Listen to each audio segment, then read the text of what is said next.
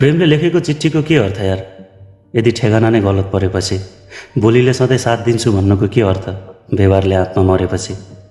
हेर न, आकाशमा रौन्जेल पो चम्किलो तारा सम्झिएर हेर्ने गर्छन् सबैले। फेरि कहाँ प्रेम हुन्छ र मान्छेलाई त्यही तारासँग टुटेर जमिनमा झरेपछि? साँच्चै यार, द्वापर युगमा कृष्णको राधा हराएको जस्तो, रुक्मणीको सिउँदोको सिन्दुरमा प्रेम आधा हराएको जस्तो। कहिलेकाहीँ आफैलाई हराउन मन लाग्दो रहेछ यार, महसुस हुने तर नदेखिने गरी त्यो बुढो पिपलको पातहरूमा हावा हराएको जस्तो।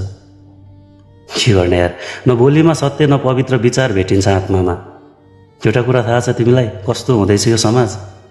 सोझोलाई पाखे अनि हरामीलाई सलाम हानिन्छ यहाँ, बाआमालाई वृद्धाश्रम अनि पत्थरलाई भगवान मानिन्छ यहाँ। इज्जत कपडाले होइन चर्को आवाजले ढाकेको देख्छु। आफ्नैहरूले आफ्नैहरूलाई काट्छन् भन्ने अरू के उदाहरण दिउँ तिमीलाई? रुखकै हाँगा काटेर खुकुरीको बिड बनाएपछि त्यही खुकुरीले पनि त फेरि रुखै काटिन्छ यहाँ। मान्छे फेरिन्छ यहाँ यसरी जसरी ऋतु बदलिएको छ, आत्मा बेचिन्छ यहाँ यसरी जसरी परदेशीले पासपोर्टमा जिन्दगी बेच्छ। कतै चेलीको वचनले माइती रोएका छन्, कतै माइतीको व्यवहारले चेली एक्लै भएका छन्। प्रेममा कुन उदाहरण खोज्दैछौ तिमी? आफैलाई मृत्युको पासो लगाएर जग्गेमा 7 जुनीसँगै बस्ने कसम खाएका श्रीमान श्रीमती पनि अदालतमा सकिएका छन्। तिमीले बुझेको दुनियाँ कस्तो छ मलाई थाहा छैन, मैले बुझेको दुनियाँ कस्तो छ म भन्छु नि तिमीलाई।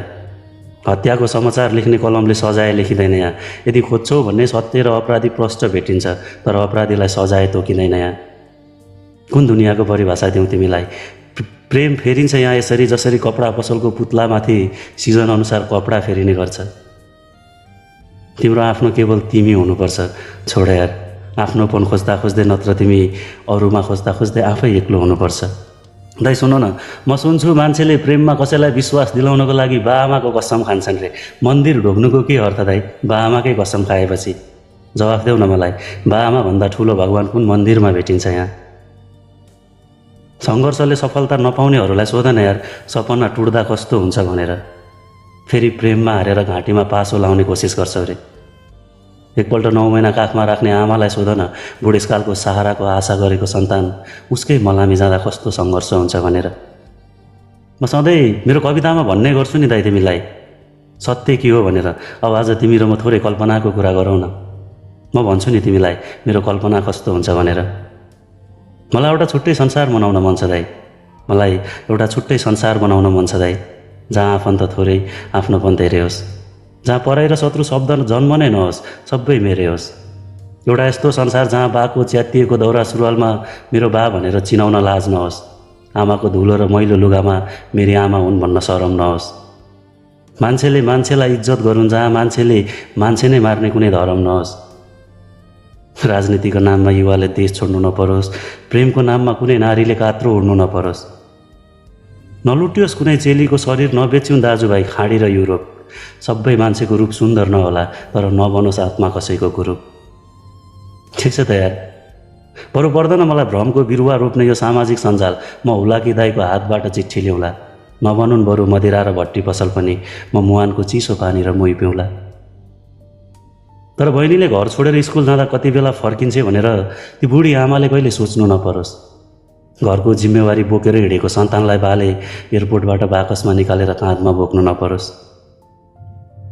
मलाई यस्तो संसार बनाउन मन छ नि दाइ, डिस्को र क्लब पर्दैन मलाई नाच्नकै लागि, सुस्तानी माताको साङ्गेमा कम्मर हल्लाउने मान्छे। सिङ्गो सहर सताउनु नै छैन चर्को आवाजमा गीत घन्काएर, म त छिमेकी अङ्कलको घरमा देउसी र भैलोमा रमाउने मान्छे। एउटा यस्तो संसार होस् जहाँ नबनोस् गुलेली, सुगा मैना सधैँ रुखमै देखियोस्, न कसैको करकाप न कसैलाई बाध्यता होस्, जन्ती सधैँ रमाइलोमा मलामी दुःखमै भेटियोस्। तर अफसोस कल्पना र सपना उस्तै हुँदा रहेछन् दाइ, जो पुरा कहिले हुँदैन। फरकै त्यो, सपना आँखा खुलेपछि सकिन्छ अनि कल्पना मन अर्कै कुरामा डुलेपछि सकिन्छ। अनि फेरि कल्पना सकिएपछिको वास्तविक संसारलाई हेर्छु उस्तै लाग्छ। हेर त दाइ, सन्तान फेरि हवाईजहाज नै चढ्छन् बाआमा र घरको छानो छोडेर। कोही बेच्छन् होला पसिना र आँसु, कोही हवाईजहाजमा गएर काठको बाकसमा फर्किन्छन्। कोही आत्मा लुट्छन् प्रेमलाई हतियार बनाएर, कोही शरीर नै लुट्छन् पैसामा धार लगाएर। कति फरक छ यार मेरो कल्पनाको संसार र मेरो वास्तविकताको संसार पनि। कतै दुखी र पीडित मरेको खबर आउँछ समाचारमा, राहत नै नमिलेर। कतै सडकमा बालकलाई फोहोरबाट फोहोरै टिपेर खाँदै गरेको देख्छु, बिछ्याउना र भात नमिलेर। मान्छे होइन हेर दाइ, यहाँ त भगवान् पनि स्वार्थी लाग्छ। त्यसैले त मन्दिर बाहिरबाटै पूजा गर्नुपर्छ कसैले, जात नमिलेर। त्यसैले त मन्दिर बाहिरैबाट पूजा गर्नुपर्छ कसैले, जात नमिलेर। धन्यवाद दाइ।